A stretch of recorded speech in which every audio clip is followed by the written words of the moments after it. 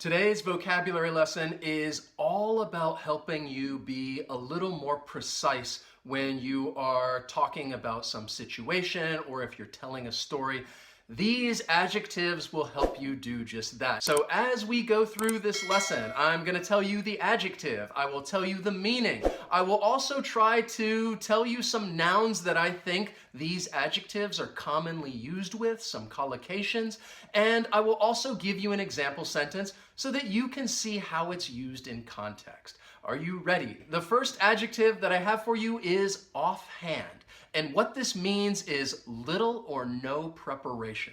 So you may hear it used in the context of an offhand comment or an offhand remark. Somebody says something and it's just offhand. It's an offhand comment. There is little or no preparation before they say this thing. Now, keep in mind, because you are not preparing, you are not really thinking about it, sometimes offhand remarks can get people in trouble. They say something without really thinking about it, and then when they do think about it, maybe they're like, perhaps I should not have said that comment, I should not have made that remark, but because it was offhand, well, I did, I said it, and I can't take it back. So in that sense, it may not be something that you want to say, an offhand comment or offhand remark. This adjective also means thoughtless or inconsiderate. And in that sense, you may hear it being used with the noun manner. You could hear somebody talk about another person's offhand manner. It's just perhaps a little insensitive, it's inconsiderate, the way that this person behaves, their offhand manner. It makes you want to stay away from this person. You don't want to be around them because they're a bit thoughtless. My mother made an offhand remark about my boyfriend. The next adjective is forthcoming, and this just means that something is about to be made available, something is about to appear, or maybe it's about to be produced. It is forthcoming. Some kind of event is forthcoming. It is about to be produced. It is about to appear. It is forthcoming. It will be here in the future. Forthcoming. You can also use this adjective to describe a person. If they are honest and candid, this person tells the truth, you could say that he or she is forthcoming. They are making the truth available. They are honest, they are candid. The police said that new evidence will be forthcoming. Then we have the adjective widespread. And if something is widespread, it means that it is happening in many different places and among many different people. Now, this adjective is very versatile. You may find it before the noun, and you might hear somebody talk about widespread chaos. It's everywhere. You can also find this adjective after the linking verb to be, and you say that something is widespread. It's happening in many different places. For example, perhaps you could talk about a disease that is widespread. Now, in both of those examples that I gave you, one thing to be aware of is that I think often when you talk about something that is widespread, you're talking about something that is negative, something that's not good, whether it's some kind of disaster and there's widespread chaos, or like I said, you could say that the disease is widespread. It's happening everywhere. That's not always the case, but often I think it is associated with something that is negative when you're referring to something that is widespread. There was widespread dissatisfaction with the president and his administration.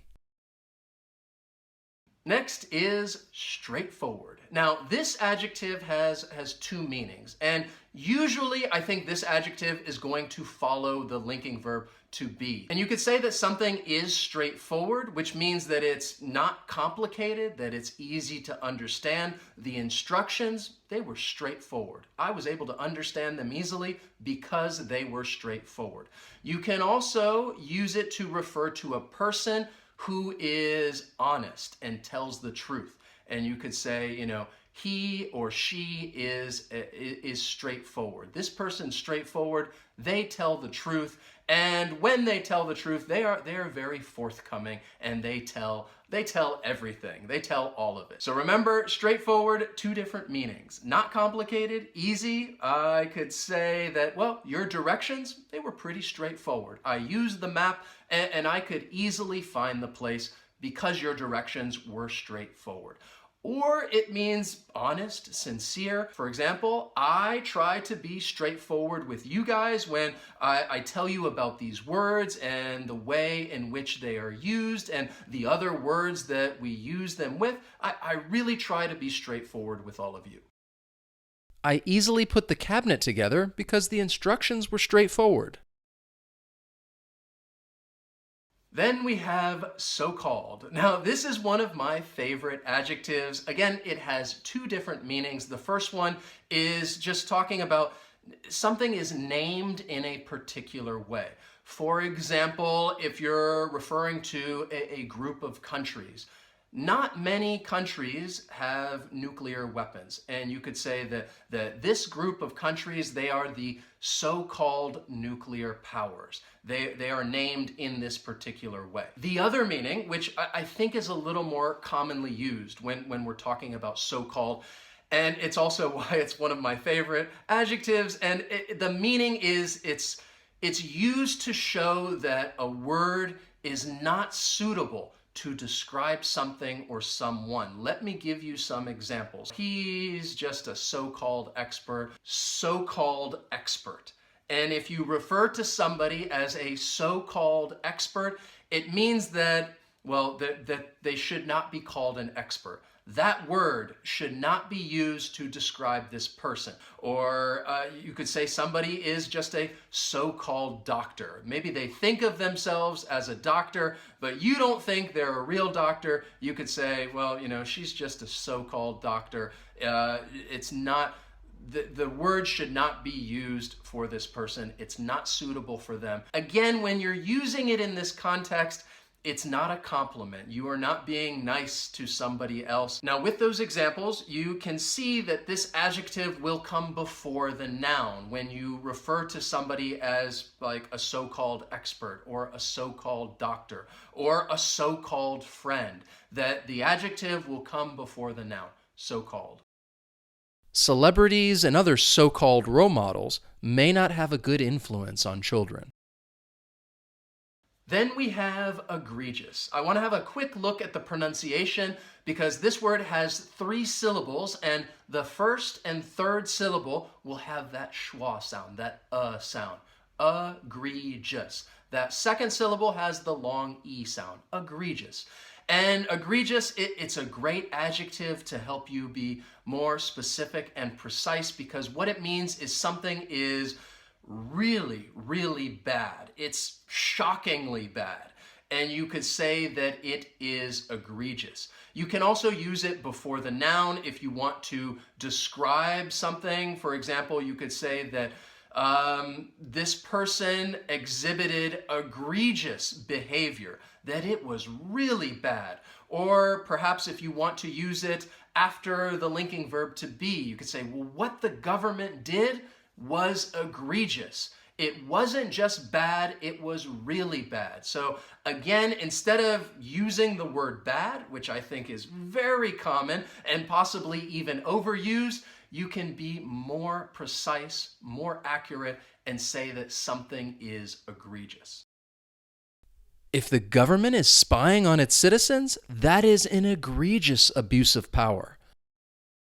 Then we have frivolous, and this adjective means that someone is behaving in like a silly or foolish way, kind of showing that this situation is not important, that it's not serious, and you could refer to it as frivolous. For example, perhaps you have a couple of people, they're dating, they're seeing each other, but you could describe their relationship as frivolous. It's a frivolous relationship, which means that it's not serious, it's not that important.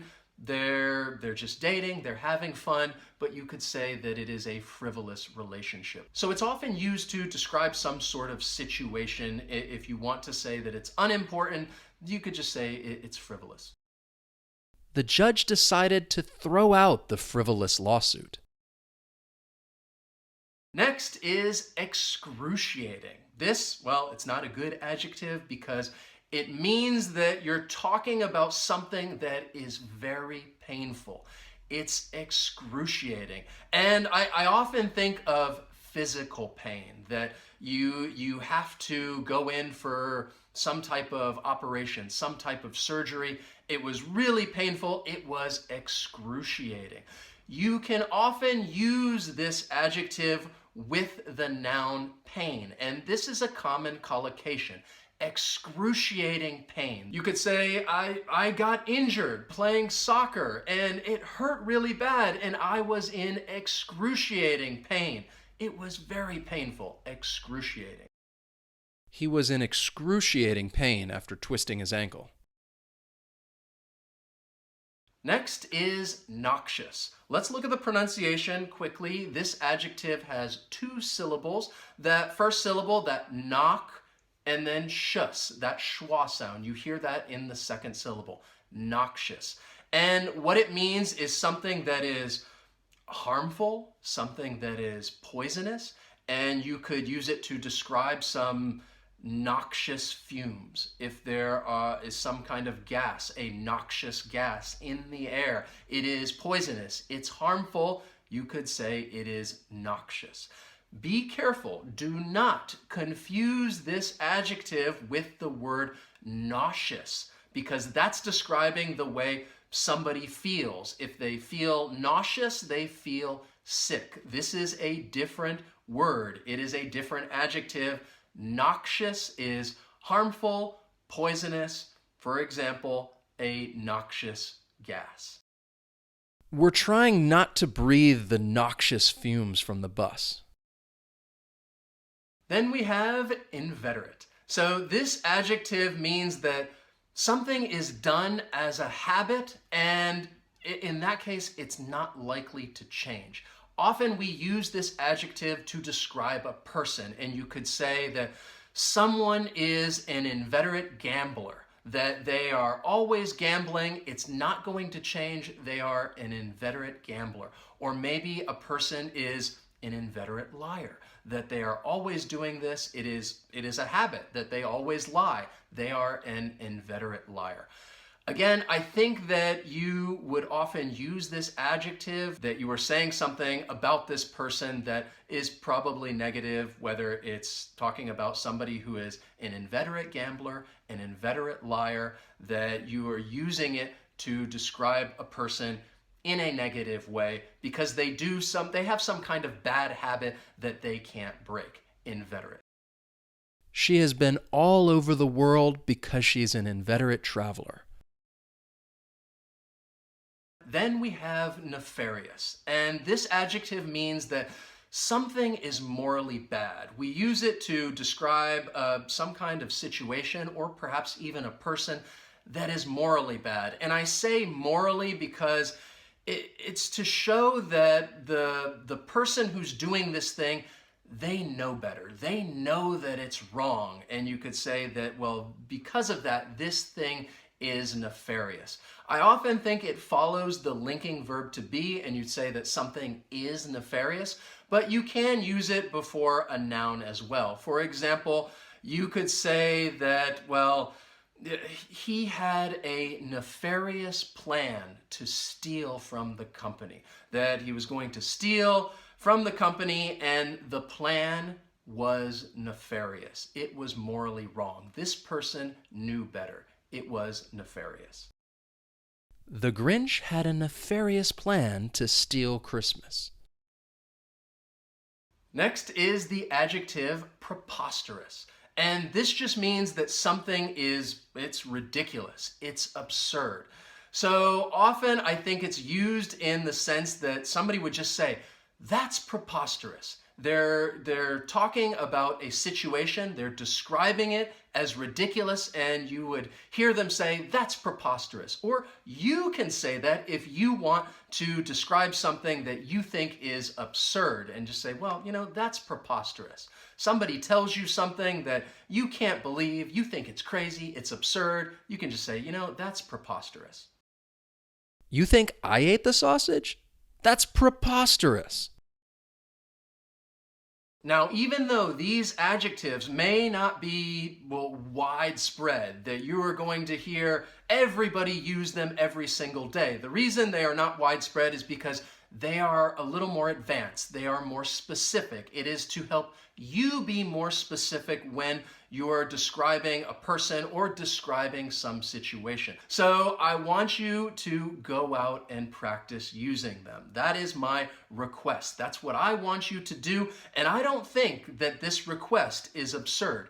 It's not preposterous. I want you to go out, practice them, or at least try to identify them when you are listening to a podcast, or you are watching a TV show, or you're reading a book. See if you can try to pick them out, because again, as you are able to continue getting exposure to these words, it's going to help you remember their meaning so that you can use them confidently and correctly the next time you are having a conversation. That's all for now. Keep up the good work, and I will see you next time.